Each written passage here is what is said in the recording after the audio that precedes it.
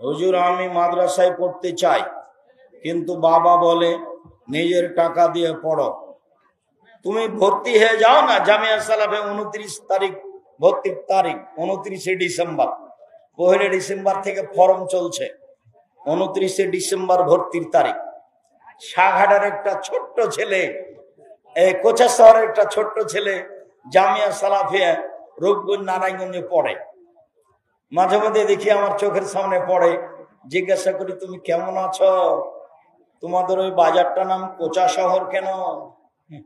ছোট ছেলে।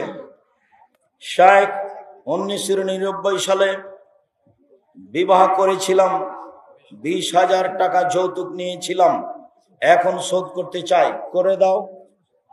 যৌতুক ফেরত দিতেই হবে, কোনো পথ নেই। ফরজ সালাতের পর পঠিতব্য দোয়া পাঠের একা একা হাত তুলে দোয়া করা যাবে? যাবে। আমার সাথে ভিড় করে ভালোবাসা দেখালে কে ভাই আর কে বন্ধু ভালো বুঝতে পারবে না। তো আমি সিলেটের দুর্ঘটনা বুঝতেই পারিনি, আমি তো কাউকে দেখতে পাই না। ব্যাপারটা কি? ভালোভাবে আছি, সালাত আদায় করলাম, খেতে যাচ্ছি, ওরা আমি ধারণাই করিনি। আমি কোনোদিন কারো প্রতিবাদ করি না। সিলেট ওই থানার ওসি বলেছিলেন মামলা আমি চালাবো, আপনি খালি সিগনেচার করেন। আমি বলেছিলাম আমার জীবনে আমি কারো বিরুদ্ধে মামলা করিনি, করব না, আর আমি কারো বিরুদ্ধে কথা বলবো না। যে যা পারে বলে নেই। কেউ যখন মোবাইলে খুব গালি দেয় আমাকে, গালি দিতে যখন কথা শেষ হয়ে যায় তখন আমি আবার রিং দিয়ে বলি যে ভাইজান হয়তো আপনার টাকা শেষ হয়ে গেছে, কিন্তু গালি শেষ হয়নি। তাই আমি আবার রিং দিলাম, আপনার যেটুকু বাকি আছে সেটুকু দিয়ে নেন, আমি আপনার কোনো উত্তর দিব না। আমি পাল্টা বলে খাটো হতে রাজি না, আমার জবাব তো ওই দিব। আমি কেন জবাব দিলে তো তাহলে সমান সমান হলাম না, আমি পিছিয়ে পড়ে যাব।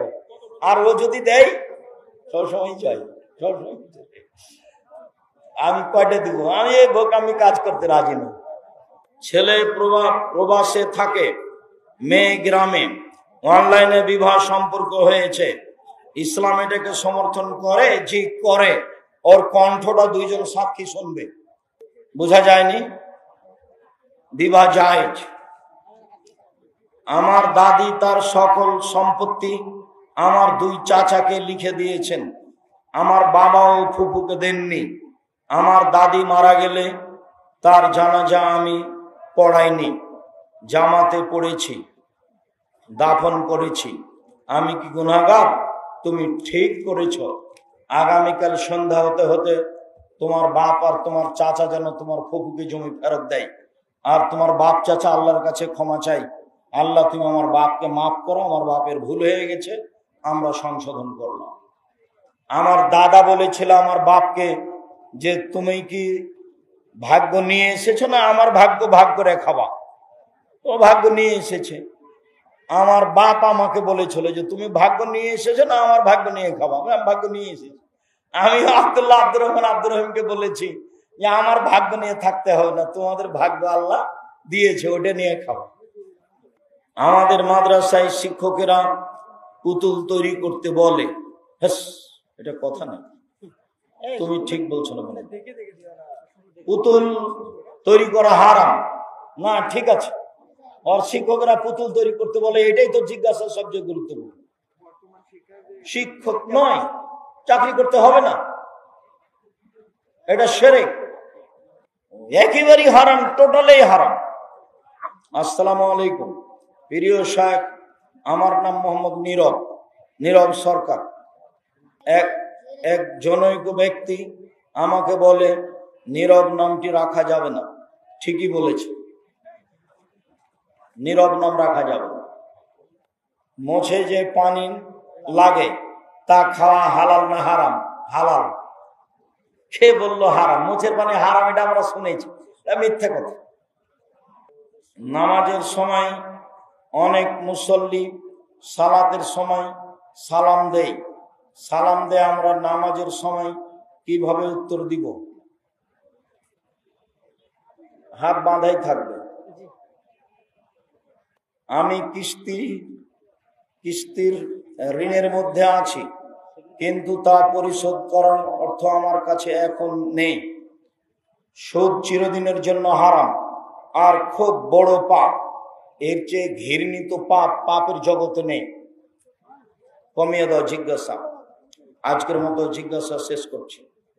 শায়েখ, নামাজের সময় আর ওযুর সময় খারাপ কথা মনে হয়, করণীয় কি? রাতে উঠে 2 রাকাত সালাত আদায় করে কান্নাকাটি করে আল্লাহকে বলিও, আর ওই সময় নাউজুবিল্লাহ বলিও, কেটে যাবে ইনশাআল্লাহ। শায়েখ, মেয়ে দিনদার ছেলের সাথে বিবাহ বসতে চায় কিন্তু বাবা রাজি নয়, এক্ষেত্রে মেয়ের করণীয় কি? মেয়ে বিবাহ বসতে পাবে না। শায়েখ, একটি আমল সম্পর্কে জানাবেন যেটা আমি আজ থেকে মৃত্যু অবধি নিয়মিত করতে পারি। ভালো কথা, ওটাই কথা। 5 ওয়াক্ত সালাত আদায় করবা, হালাল রুজির চেষ্টা করবা, কোরআন তেলাওয়াত করবা, 2 জন যেখানে আছে সেখানে বসতে যাবা না, গল্প করতে যাবা না, জান্নাত হবে ইনশাআল্লাহ। এটাই সহজ, মুখটা কন্ট্রোল করো, সবের মধ্যে এটা, জান্নাত হবে ইনশাআল্লাহ। নিজ প্রতিভা ফেসবুক পেজ থেকে আমি গোলাম রব্বানী। সুদ খাওয়া নেওয়া হারাম, তাহলে লোন ব্যবসা করা কি হালাল? জি না, হালাল নয়।